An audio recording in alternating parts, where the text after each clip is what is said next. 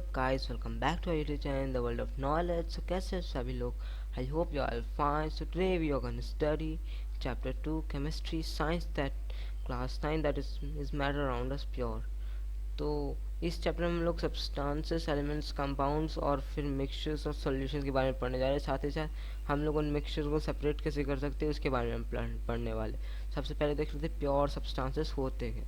तो pure substances होते हैं जो कि एक ही तरह के मैटर से बने होते हैं, मतलब कि उनका जो एक एक यूनिट ऑफ पार्टिकल होता है वो सेम होता है।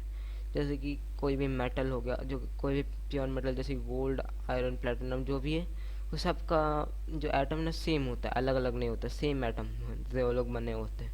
तो और वहीं इसमें दो तरह के प्योर सब्सटेंस में भी दो तरह के होते हैं, एलिमेंट्स और कंपाउंड्स।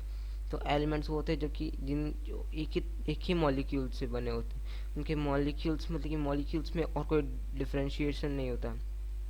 वहीं कंपाउंड्स में है ना डिफरेंशिएशन हो जाता है। जैसे कि वाटर एक कंपाउंड है क्योंकि उसमें वाटर का एक मॉलिक्यूल जो कि H2 है, उसमें H2 भी है, हाइड्रोजन भी है, ऑक्सीजन भी है।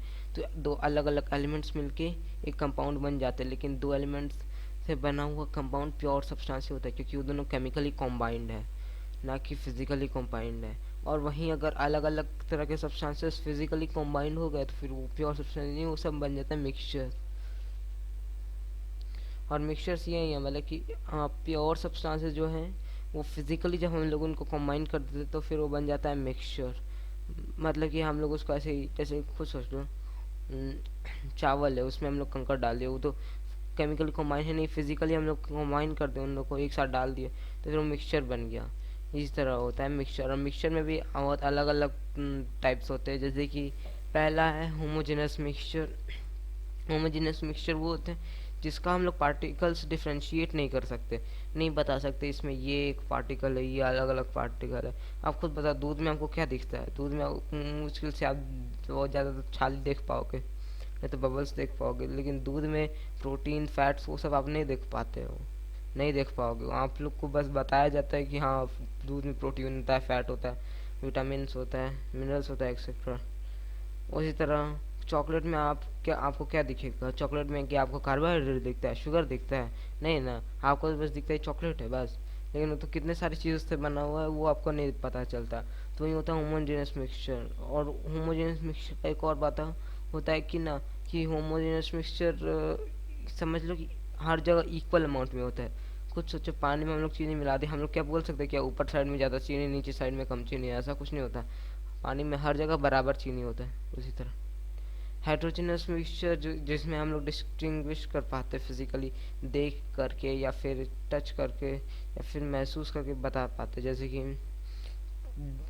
चावल और कंकड़ वाला एग्जांपल, उसमें हम लोग कंकड़ को देख के अलग कर सकते हैं, फिर चावल को देख के अलग कर सकते हैं।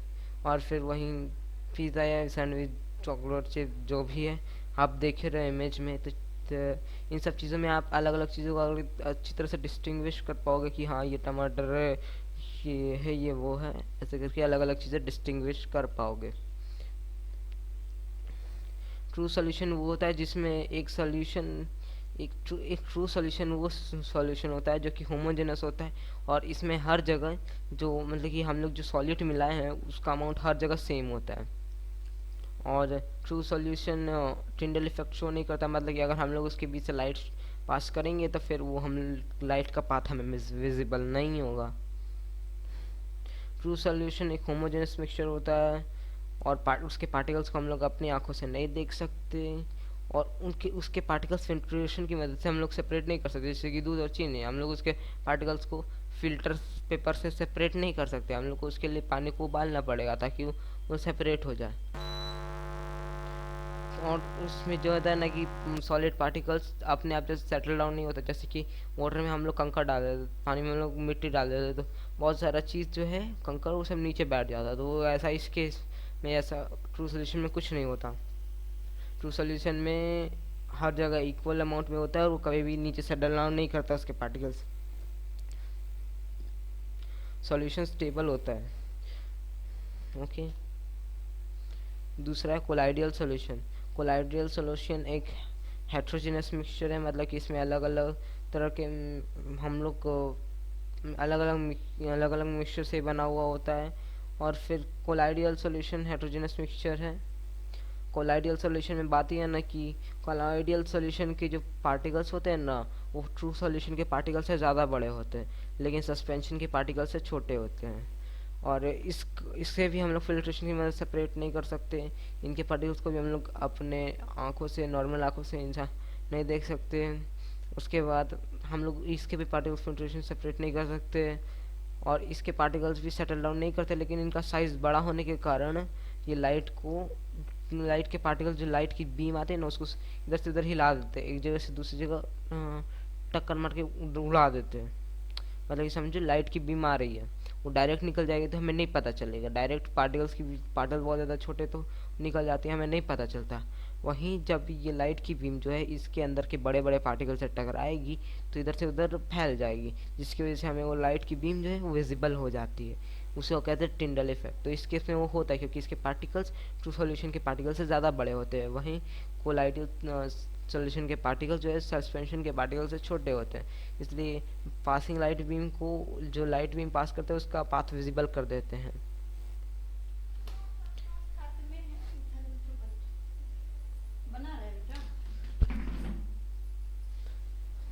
सस्पेंशन जो है एक हेट्रोजेनस मिक्सचर होता है, एक से ज़्यादा सब्सटेंसेस का। इसमें जैसे कि पानी में हम लोग मिट्टी डाल देते हैं तो फिर वो एक सस्पेंशन बन जाता है। मतलब कि उसमें अलग अलग तरह के पार्टिकल्स जो है सेटल डाउन कर पाते हैं। जैसे कि पार्टिकल्स उसकी बहुत ज़्यादा बड़े और भारी होते हैं, इसलिए वो पानी में घुलते नहीं है।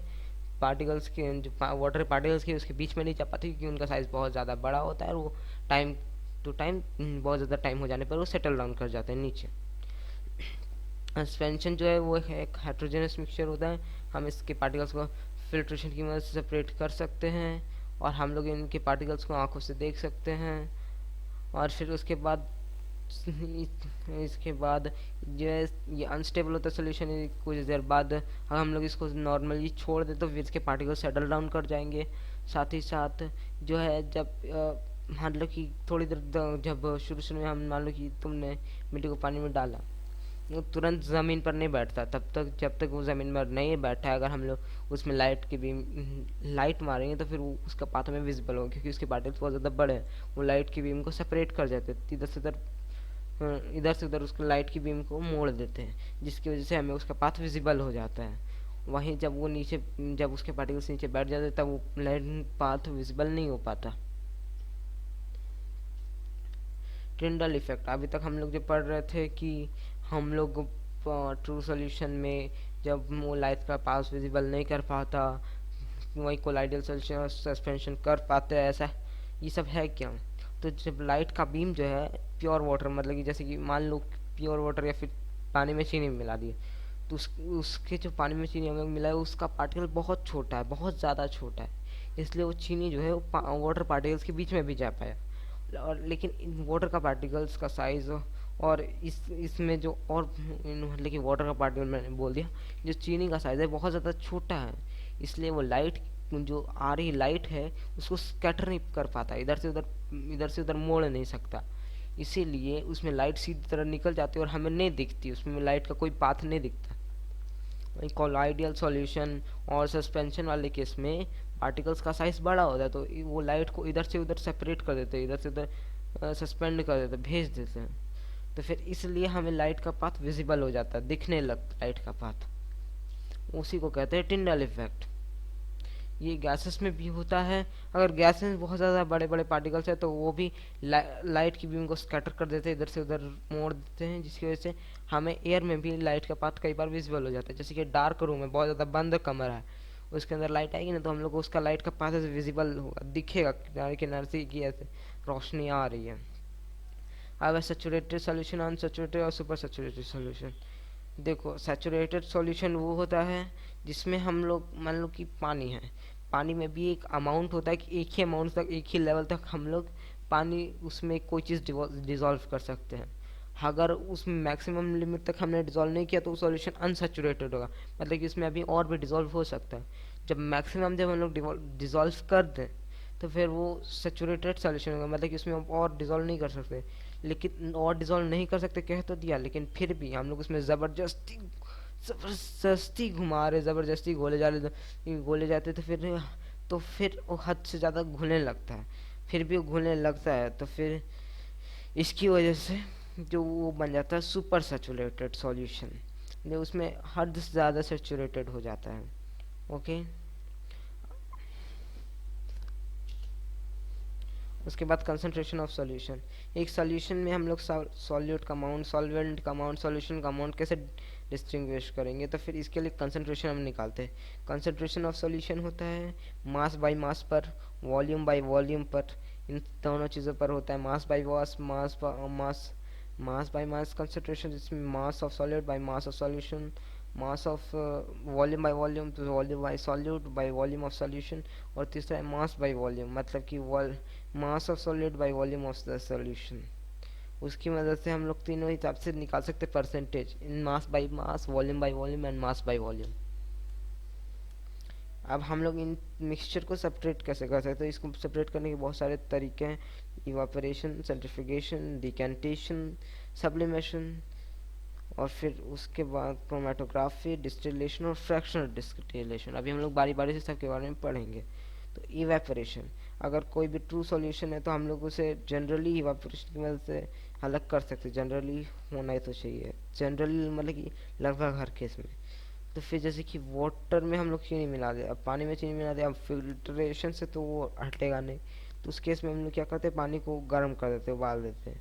अब वो जो शुगर है वो तो सॉलिड है, तो वो तो ऊपर जाएगा नहीं, वो उसका बॉइलिंग पॉइंट भी बहुत ज़्यादा हाई है, मेल्टिंग पॉइंट भी बहुत ज़्यादा हाई है, तो इसीलिए वो इवेपोरेट नहीं होगा, वो ज़मीन पर ही रह जाएगा, वही पानी इवेपोरेट हो जाएगा। तो हम लोग को नीचे चीनी मिल जाएगा, वाटर अलग हो गया। वही अगर हम लोग उसको कलेक्ट भी करना हो तो वाटर वेपर को हम लोग कलेक्ट कर सकते हैं और फिर उसको कंडेंस करके वापस वाटर में कन्वर्ट कर सकते हैं। उसके बाद है सेंट्रीफ्यूगेशन। हम लोग ने सेंट्रीफ्यूगल फोर्स के बारे में, और आप लोग पहले भी सेंट्रीफ्यूगल के बारे में पढ़ चुके होंगे। जैसे कि एक, हम लोग अगर किसी चीज़ को बहुत ज़्यादा ज़ोर ज़ोर से घुमाते हैं ना, तो उसमें जो भारी पार्टिकल्स जो होते हैं ना वो साइड की तरफ, कोने की तरफ चले जाते हैं, और जो हल्के पार्टिकल्स होते हैं वो बीच में रहते हैं या फिर पीछे साइड रहते हैं। तो इसी की वजह से क्या होता है ना, बहुत ज़्यादा चीज़ों को बहुत ज़्यादा तेज़ी से घुमाने की वजह से जो भारी पार्टिकल्स अलग हो जाते हैं, और जो पार्टिकल जिनका वेट कम होता है वो पीछे की तरफ रह जाते हैं, और इसकी वजह से जो सॉल्यूशन है वो अलग हो जाता है। ओके, ये भी एक तरीका है। डिकंटेशन से क्या होता है ना, जैसे कि दो इमिसिबल लिक्विड्स है, मतलब कि एक का डेंसिटी ज़्यादा है, दूसरे का डेंसिटी कम है, तो उस केस में क्या होता है ना कि डेंसिटी ज़्यादा कम होने की वजह से दोनों मिक्स नहीं होता है। जैसे कि वाटर और ऑयल, वो वाटर और ऑयल अपने माप में मिक्स नहीं होता। तो फिर इस केस में क्या होता है ना, हम लोग जैसे कि एक सेपरेटिंग फनल का यूज़ करते हैं, तो इस सेपरेटिंग फनल में जब हम लोग एक नीचे स्टॉप कॉक रखा लगा हुआ रहता है, हम ऐसे पानी बारी बारी बूंद ड्रॉप बाय ड्रॉप नीचे बीकर में गिरता रहता है, और जब वाटर ऊपर से ख़त्म हो जाता है, ऑयल आने लगता है, तब उस टॉप कॉक की मदद से हम लोग उसे रोक देते हैं। इससे ऑयल ऊपर रह जाता है, वाटर हमें नीचे की तरफ मिल जाता है, और इसकी मदद से हम लोग उन दोनों को सेपरेट कर लेते हैं। अब है सब्लिमेशन। तो अब सब्लिमेशन में क्या होता है ना, तो हम लोग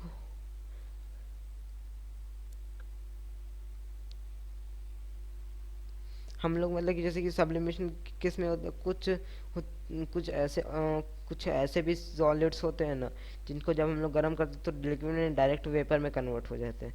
तो उस केस में हम लोग क्या करते हैं कि जब उसे गर्म करते हैं, उस सॉलिड सब्सटेंस को हीट करते हैं, जिसकी वजह से जो जो सॉलिड है वो अलग होकर गैस में कन्वर्ट हो जाता है, और फिर ऊपर जाके वो जमा हो जाता है। फिर हम और फिर वो ऊपर जाके जो जमा हो गया ना, तो फिर हम लोग वहाँ से उसे निकाल सकते हैं, वहाँ ऊपर जाके जमा होकर वापस सॉलिड बन जाता है, वहाँ पे अलग हो जाता है। और नीचे जो है वो सब्लिमेट नहीं है, तो फिर इसलिए वो नीचे का नीचे ही रह जाता है, वो कन्वर्ट नहीं होता, गैस में कन्वर्ट नहीं होता, डायरेक्ट सॉलिड का सॉलिड ही रह जाता है। अब आगे है क्रोमेटोग्राफी। देखो जैसे कि कुछ सॉलिड लिक्विड्स जो होते हैं उनका डेंसिटी अलग अलग होता है, ये बात हम जानते हैं। अब उनकी डेंसिटी पर डिपेंड करता है कि वो कितना ज़्यादा दूर तक फैलता है, तो इसकी मदद से हम लोग पता लगा, हम लोग अलग अलग चीज़ों को अलग कर सकते हैं। जैसे कि खुद सोचो, ब्लड में ब्लड प्लाज्मा का डेंसिटी कम है, तो वो ज़्यादा दूर तक फैलेगा। आई आई मीन डेंसिटी, हाँ डेंसिटी कम है तो ज़्यादा दूर तक फैलेगा, डेंसिटी ज़्यादा तो वो कम दूर तक फैलेगा। तो इसकी वजह से हम लोग पता लगा लेते हैं, इसकी वजह से जैसे डेंसिटी कम है तो एक ही पॉइंट तक जाएगा, उसके आगे वो नहीं जा पाएगा। वहीं जिस प्लाज्मा का डेंसिटी और कम है तो इसलिए वो और आगे तक जाएगा और उससे जो मिक्सचर्स हैं वो सेपरेट हो जाते हैं।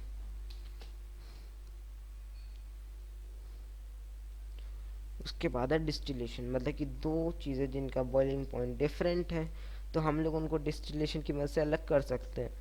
तो डिस्टिलेशन के प्रोसेस में क्या होता है ना कि वो जो सॉल्यूशन है उसको एक जगह रखा जाता है बीकर में, फिर उसके बाद उसको गर्म किया जाता है। तो गर्म करने की वजह से उनके वेपर्स बनते हैं और फिर वेपर जो जैसे कि खुद अगर डिस्टिलेशन के प्रोसेस में वेपर जो बने, जिसका आई मीन जिसका बॉइलिंग पॉइंट कम होगा उसके वेपर्स बन जाएंगे।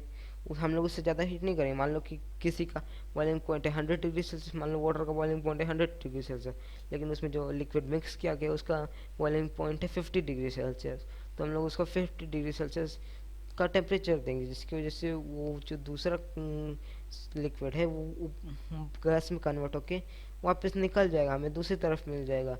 वहीं दूसरी तरफ हम लोग को मिल जाएगा जो जो दूसरा लिक्विड होगा जिसका बॉइलिंग पॉइंट जिसका बॉइलिंग पॉइंट कम होगा, वो हमें दूसरी साइड मिल जाएगा। और दूसरी साइड जिसका बॉइलिंग पॉइंट ज़्यादा होगा वो उस बीकर में ही रह जाएगा।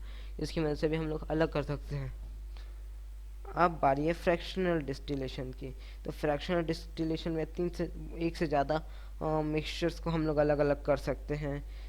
और इस केस में क्या होता है ना कि बहुत सारे देखो, बहुत अगर 25 डिग्री केल्विन से कम का मतलब कि उनके बीच का जो टेम्परेचर डिफरेंस है ना, बॉइलिंग पॉइंट का डिफरेंस 25 केल्विन से कम का होता है ना, तो फिर इसका यूज़ करते हैं फ्रैक्शनल डिस्टिलेशन का। फ्रैक्शनल डिस्टिलेशन में क्या होता है ना कि वो पूरा लिक्विड एक जगह रखा रहता है, बिल्कुल वही केस होता है। हम लोग उसे गर्म करते हैं लेकिन अलग अलग टेम्परेचर पर उसे कूल डाउन किया जाता है, जिसकी वजह से जो जिसका खुद सोचो, जिसका बॉइलिंग पॉइंट कम होगा वो ज़्यादा ऊपर तक नहीं जाएगा, वो जल्दी कंडेंस हो जाएगा। उसका वो जल्दी ही कंडेंस हो जाएगा और फिर उसके बाद जल्दी ही लिक्विड बन जाएगा। तो उसका नीचे में उसका कॉलम बना रहेगा, फिर उसके ऊपर रहेगा जिसका बॉइलिंग पॉइंट ज़्यादा है तो उसको ठंडा होने में ज़्यादा टाइम लगेगा। तो इसलिए उसका वो ज़्यादा ऊपर तक राइज करेगा और उसका कॉलम ऊपर बना रहेगा। इसकी मदद से अलग अलग तरीके से सेपरेट हो जाता है। पेट्रोलियम भी इसी तरह से सेपरेट हो जाता है। अब देखो, एयर को भी सेपरेट करने का एक तरीका होता है। तो एयर को सेपरेट करने के लिए एक फ़िल्टर से एयर आता है, जिसमें से ये वो फ़िल्टर क्या करता है, कार्बन के पार्टिकल्स जो कि बड़े बड़े डस्ट पार्टिकल्स होते हैं उन्हें पहले ही अलग कर देता है। उसके बाद एयर जो है नॉर्मली वहाँ पर जाती है, फिर एयर को प्रेशर में डाला जाता है, जिसकी वजह से प्रेशर की वजह से वो हवा गर्म हो जाती है। फिर नीचे से फ्रीजिंग कोल्ड वाटर देखो वहाँ से जा रहा है, फ्रीजिंग कोल्ड वाटर जा रहा है तो वो उस हवा को ठंडा कर दे रहा है, लेकिन वो बहुत ज़्यादा प्रेशर में है। पहले हमने उस पर बहुत ज़्यादा प्रेशर अप्लाई किया तो इसलिए वो कोल्ड और कंप्रेस्ड एयर बन गई है। उसके बाद इतना ज़्यादा वो बहुत ज़्यादा ठंडी भी हो जाएगी, क्योंकि वहाँ से फ्रीजिंग कोल्ड वाटर गया तो वो बहुत ज़्यादा ठंडी भी हो गई है। तो इस केस में क्या होता है ना, कार्बन डाइऑक्साइड वो गैसियस से सॉलिड बन जाता है, ड्राई आइस बन के सेपरेटर में अटक जाता है और फिर उसको साइड से हटा लिया जाता है। कार्बन डाइऑक्साइड ड्राई आइस की जैसे ड्राई आइस बनकर साइड में सेपरेट हो जाता है। उसके बाद एक्सपेंशन जेट जो होता है नीचे जो लगा हुआ होता है, वो उसकी हवा की स्पीड बहुत ज़्यादा तेज़ कर देता है, जिसकी वजह से क्या होता है ना, वो एक तो ठंडा ऊपर से बहुत ज़्यादा स्पीड करने की वजह से वो और ज़्यादा ठंडा हो जाता है। और इसकी मदद से आर्गन नाइट्रोजन जो बहुत ज़्यादा ठंडे की वजह से ऊपर ही जम जाते हैं और फिर वो लोग ऊपर निकल जाते हैं। और बाकी जो बच गया वो एयर जो है वो कम्प्लीटली लिक्विफाई हो जाता है और वो लिक्विड ऑक्सीजन के रूप में हमें अलग हो जाता है। तो इधर देखो लिक्विड आउट हो गया, नाइट्रोजन अलग, आर्गन अलग, फिर ड्राई आइस कार्बन डाइऑक्साइड अलग, और उधर जो कार्बन पार्टिकल्स और डस्ट पार्टिकल्स है वो अलग। तो इसकी मदद से एयर जो है अलग अलग चीज़ों में सेपरेट हो जाता है।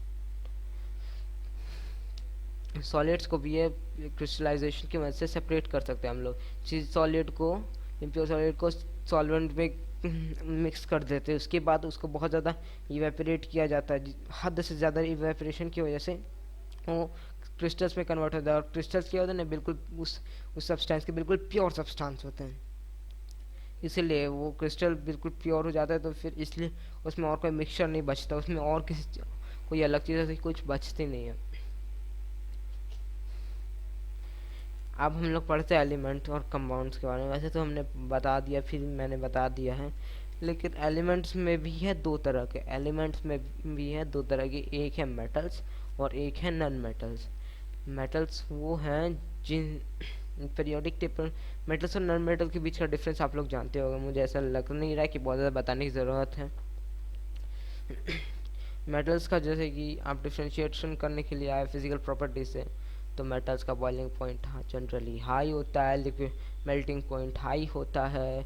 फिर उसके बाद वो मेलेबल होते हैं, वो डक्टाइल होते हैं, लस्ट्रस होते हैं। नॉन मेटल जनरली लगभग सारे नॉन मेटल्स नॉन लस्ट्रस होते हैं। लगभग सारे नॉन मेटल्स इलेक्ट्रिसिटी कंडक्ट नहीं करते हैं। लगभग मैक्सिमम नॉन मेटल्स जो हैं वो हीट के बैड कंडक्टर होते हैं। मैक्सिमम नॉन मेटल जो हैं वो लस्टरस नहीं होते, मैक्सिमम नॉन मेटल ब्रिटल होते हैं। ऐसे इन अलग अलग प्रॉपर्टीज है उनका। और इसमें मेटल्स और नॉन मेटल्स के साथ साथ होते हैं मेटलॉइड्स। मेटलॉइड्स वो होते हैं जिन जो मेटल्स और नॉन मेटल्स दोनों के प्रॉपर्टीज शो करते हैं।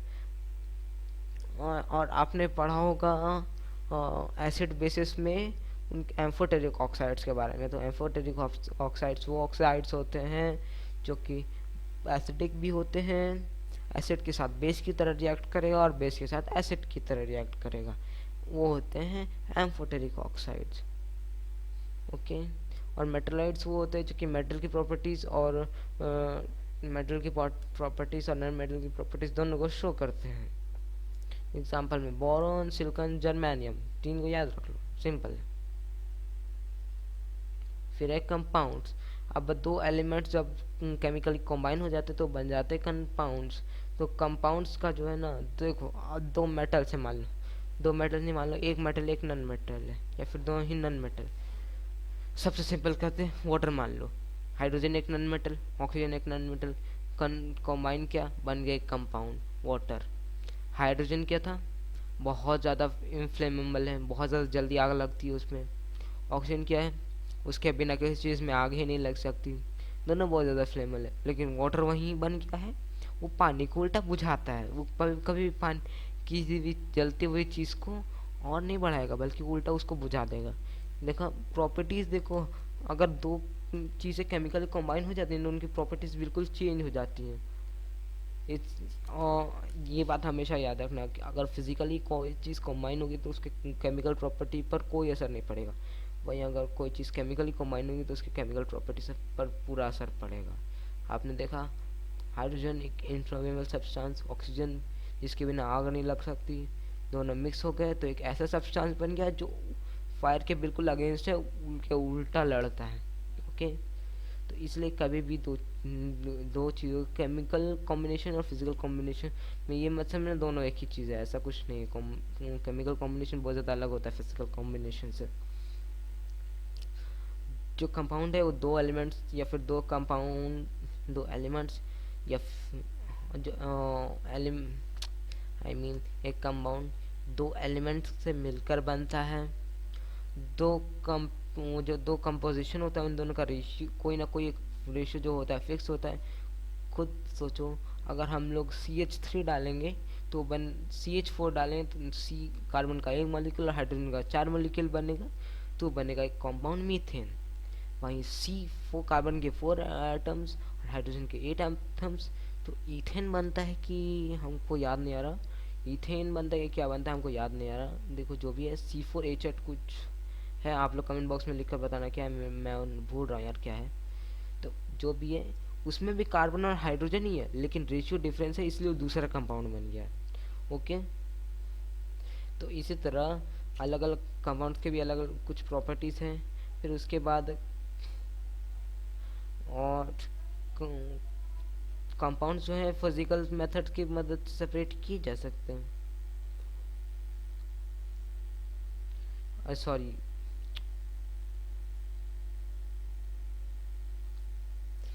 कंपाउंड्स जो है ना उन्हें कभी भी फिजिकल मेथड से सेपरेट नहीं किया जा सकते, उन्हें सिर्फ केमिकल मेथड से सेपरेट किया जाता है। जैसे कि वाटर, अब तुम बोलेगे वाटर को इवेपोरेट कर देंगे, वो कोई सेपरेशन नहीं हुआ।